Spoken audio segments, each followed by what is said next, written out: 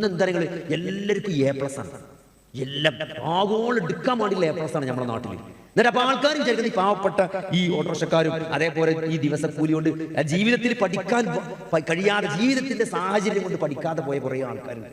ഒരിക്കലും പഠിക്കാൻ സത്യത്തിൽ പൂതില്ലായിട്ടല്ല, പങ്ങളെ കെട്ടിച്ചാം പിന്നെ പെരല്ല, അങ്ങനെ സാഹചര്യം കൊണ്ട് സമ്മർദ്ദം കൊണ്ട് പഠിത്തമൊക്കെ ഒഴിവാക്കി പണിക്ക് ചെറുപ്പത്തിലേ ഇറങ്ങിയ ആൾക്കാർ ബാപ്പാരായിട്ടുണ്ട്. ഇപ്പോൾ ഓലെ കുട്ടികൾ പഠിച്ചുമ്പോൾ ഓൽക്ക് ഭയങ്കര വിഷമാണ്. എൻ്റെ കുട്ടി പഠിച്ചിട്ടുണ്ടല്ലോ എന്നുള്ള സന്തോഷമാണ്. അതുകൊണ്ട് നമ്മുടെ സിലബസിൽ എന്താ പറയുക, കേരള സിലബസിൽ വാരിക്കോരി മാർക്ക് കൊടുക്കുക. അപ്പോൾ കുട്ടികൾ വിചാരിച്ചത് എന്താ പറയുക, ബാപ്പാർ വിചാരിച്ചത് ഭയങ്കര പഠിപ്പാണ് നമ്മൾ.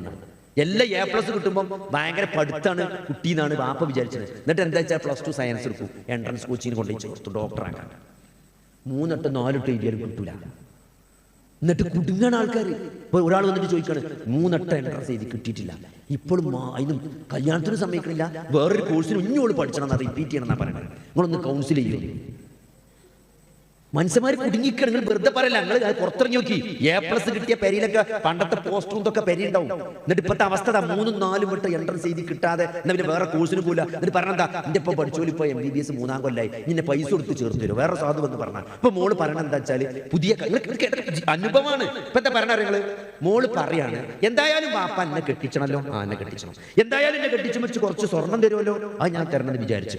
ആ സ്വർണ്ണപ്പത്തന്നെ തന്നാളി, ആ കാശ് കൊണ്ട് എന്നെ സീറ്റ് ചേർത്താളി.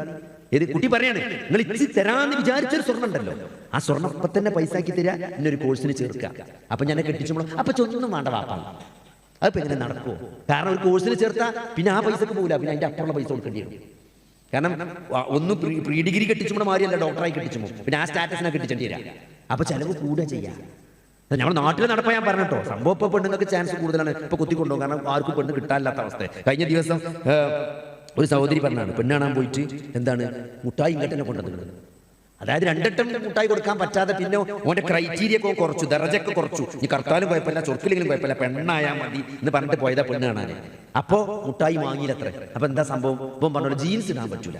ആകെ ഓനൊരു ഡിമാൻഡേ ഉള്ളൂ, ജീൻസ് ഇടാൻ പറ്റും, ജീൻസും തട്ടിട്ട് പുറത്തിറങ്ങരുത്, ബാക്കി എന്തും ആളില്ല.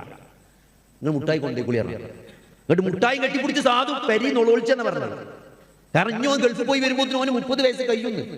ഇതൊക്കെ തീർച്ചയായിട്ടും നമ്മുടെ നാട്ടിൽ നടക്കുന്ന അവസ്ഥയാണ്. എല്ലാവരും കൂടി പഠിച്ചണ്ടെന്നല്ല, പക്ഷെ എന്താ അറിയോ, ഈ മതബോധം എന്നൊരു സാധനം അത് നഷ്ടപ്പെടാൻ പാടില്ല. അപ്പൊ ഇതിങ്ങനെ ഞാൻ അങ്ങനെ നോക്കുമ്പോൾ എനിക്ക് തോന്നിയൊരു കാര്യമാണ്, എന്താ ഇപ്പൊ ഇങ്ങനെ സംഭവിച്ചത്.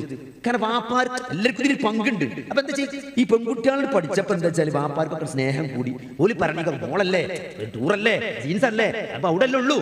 പക്ഷെ എന്താ നിങ്ങള് എപ്പോ നമ്മൾ അള്ളാഹു റസൂലും വിരോധിച്ച കാര്യങ്ങളിലേക്ക് ചാഞ്ഞു പോയോ, നമ്മളെ അവസ്ഥ പിന്നെ മോശം.